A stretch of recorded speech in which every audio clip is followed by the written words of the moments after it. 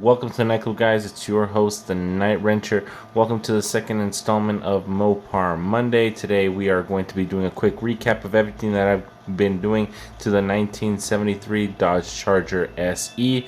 As I stated in the last video, I've had this car for almost 20 years, 15 to 20 years or so. We picked it up from an old body shop, and now I'm getting this thing back on the road after 15 years of not doing anything to it. So we started off by dumping the tank. This tank was actually crushed in originally from when we picked it up.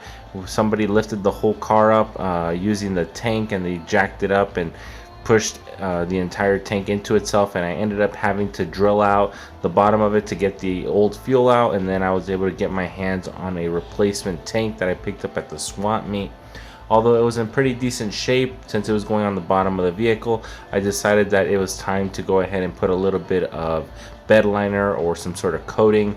Unfortunately, I ended up using the Duplicolor stuff. Although the finish came out really nice, it didn't actually last that long. The luster didn't come out, and it came out like pretty tacky, pretty sticky.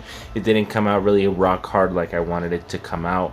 Although at the time the finish was actually really good. We're talking 2-3 years later, the finish has been more than dulled out, and it doesn't look nearly as good, but as long as the rust in the water just kind of gets pushed away, I'm not too upset. We also decided to repaint the hangers while we were there. They were in pretty rough shape, a little bit of surface rust here and there. I was able to spray a little bit of self-etching primer and then a little bit of the Rust-Oleum black. I really like using the Rust-Oleum paints.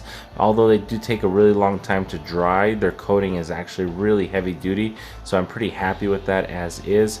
While I was taking everything apart, I had my brother help me out, and we were sanding down all the individual pieces, all the smog equipment, all the evap manifolds that were there, all the hoses were redone and painted if I had to. Everything had a little bit of self-etching primer and another coat of black paint, just to make sure I wasn't going to have any issues in the near future. All that stuff has been under the vehicle probably for the last 50 years or so, and I figured I'd go ahead and replace anything that I thought needed to be replaced at the time.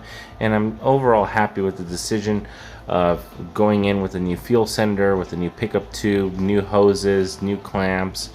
I also ended up buying a new grommet for the fill tube, so everything is now watertight and ready to go. I did end up filling it up to the brim, and we did actually get it to seal. So all in all, the rear tank is 100% done.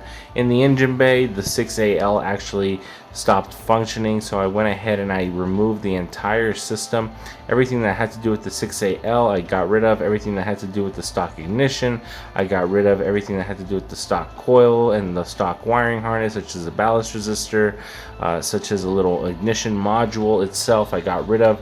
I decided to make myself an HEI unit that I could use to fire the engine up, and I was able to get it going again. While I was at it, I went ahead and pulled the transmission out, and I also pulled all the cross members that I could pull out. I sanded those down and went ahead and installed the same self-etching primer and gave everything a nice little touch-up of paint. I made sure to get in all those little crevices. I made sure to get rid of all the little rust spots that might cause an issue in the near future, but it's actually pretty difficult trying to get in there and trying to sand off 40-50 years worth of grime and rust. But overall, I was able to get a nice clean finish on it, and I was able to go ahead and paint it. Although the original welds on the old Mopar stuff isn't in the best conditions, I was still able to get a decent finish on the paint job, especially with the self-etching primer, because it seems to grab really nice. The parts that were supposed to be installed under the chassis, I actually painted them using a lacquer-based paint with a paint hardener, just for that little bit of extra corrosion resistance, a little bit of rock chipping. I think everything came out really nice. It's just those little touches that make everything not only look a little bit better, but last a little bit longer, easier to clean in the near future. Although I'm not actually looking to turn this into a sports car or any kind of show car, but as long as I'm taking it all apart, I might as well go ahead and give it a repaint. I also went ahead and pulled off the 727 transmission. I had it rebuilt, went ahead and got a new converter for it. I also went ahead and got a new shift kit for it and had it all done. Installing it wasn't too difficult. Just remove the torsion bars, remove all the cross members, and get that thing going. And overall, it wasn't a terribly difficult process. I did end up doing it all by myself, and my blackjack transmission jack actually worked really well. Anybody doing transmissions without a transmissions jack, I know your pain because I did it for a really long time. But I ended up getting this jack for a really good deal, and it's just been making everything so much easier. And the rest was just 1, 2, 3 plug and play. Installing all the linkage was really easy. Installing all the cross members back on was not difficult at all. I made sure to Loctite anything that I thought was going to vibrate loose. I went ahead and installed torsion bars back in, and installed some of the new suspension components like a new idler arm, a couple of tie rods. I ended up getting replaced because they seem to have a little bit of play. But all in all, I was able to just go ahead and put it all back together, fill it up with oil, and I was able to get it started and shifting again.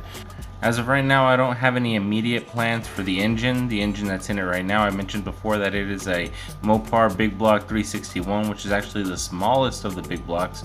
I also have an option of going with a 440, but I could also switch over to a 400, a 383, a 413, a 426 Hemi, or a 426 Wedge. There's just too many different engine options to choose from. So if you guys have an opinion, go ahead and post it down below. I'm really interested in knowing what everybody thinks and what engine I should really be using.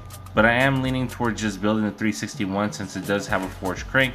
I would just have to switch over the heads for something a little bit more modern and replace the induction system with something definitely more modern than the Offenhauser intake that it has right now. I went ahead and installed a temporary HEI unit to get it started, so that way I don't have to worry about anything from the ignition switch being in the way, anything from the stock wiring getting in the way. I just need to make sure that everything is working properly, get the carburetor tuned, and then focus on getting a more permanent solution in the near future.